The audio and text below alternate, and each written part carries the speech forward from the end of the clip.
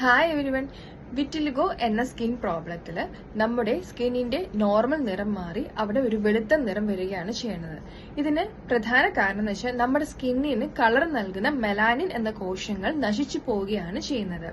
ഇങ്ങനെ vitiligo tendency ഉണ്ടെങ്കിൽ അതൊരു 10 വയസ്സ് മുതൽ 30 വയസ്സിനിടയിൽ ഇതിന്റെ ചെറിയ ചെറിയ ലക്ഷണങ്ങൾ കാണിച്ചു തുടങ്ങും. വിറ്റിലിഗോ ഉണ്ടാകാനുള്ള പ്രധാന കാരണം ഒന്ന് പാരമ്പര്യമായിട്ടുണ്ടാകാം. രണ്ടാമത് പറയണമെങ്കിൽ നമ്മുടെ പ്രതിരോധ കോശങ്ങൾ വന്നിട്ട് ഈ മെലാനിൻ കോശങ്ങളെ നശിപ്പിച്ച് കളയുന്നത് കൊണ്ട് ആ ഏരിയയിലുള്ള സ്കിന്നിന്റെ നിറം വന്നിട്ട് വെളുത്ത നിറമായി മാറുകയാണ് ചെയ്യുന്നത്. ഈ വിറ്റിലിഗോ യൂഷ്വലി കണ്ടുവരുന്നത് കൈകാലുകളിലും അതുപോലെ മൂക്കിന്റെ ഇരുവശത്തും വായ്ക്ക് ചുറ്റുമെല്ലാം തന്നെ കണ്ടുവരുന്നുണ്ട്.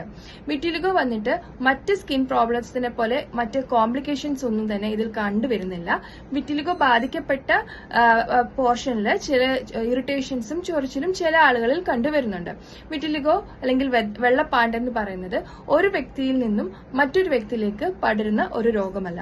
സോ ഇതിന് പ്രോപ്പറായിട്ടൊരു ട്രീറ്റ്മെന്റ് എടുക്കുക. അതിന്റെ ഒപ്പം തന്നെ ആഹാര ക്രമീകരണങ്ങളിലൂടെ ഇത് നമുക്ക് പ്രോപ്പറായിട്ട് ട്രീറ്റ് ചെയ്ത് മാറ്റാവുന്ന ഒരു സ്കിൻ പ്രോബ്ലം മാത്രമാണ്. ഇതിനെ പ്രതിരോധിക്കാൻ വേണ്ടി നമ്മൾ ആഹാരത്തിൽ ആൽഫ ലിനോലെനിക് ആസിഡ്സ് അടങ്ങിയിട്ടുള്ള flax seeds, pumpkin seeds, soybeans, അതുപോലെ ബദാം, വാൾനട്ട് എന്നിവ ഉൾപ്പെടുത്തുക.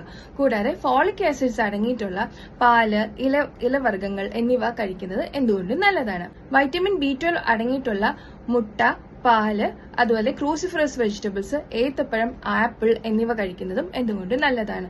മാക്സിമം പുകവലി, മദ്യപാനം, റെഡ് മീറ്റ്സിന്റെ ഉപയോഗം, അതുപോലെ സിട്രസ് ഫ്രൂട്ട്സിന്റെ ഉപയോഗം മാക്സിമം ഒഴിവാക്കുക. സോ ഈ ഒരു ഇൻഫർമേഷൻ എല്ലാവർക്കായിട്ട് ഷെയർ ചെയ്യുക. Thank you.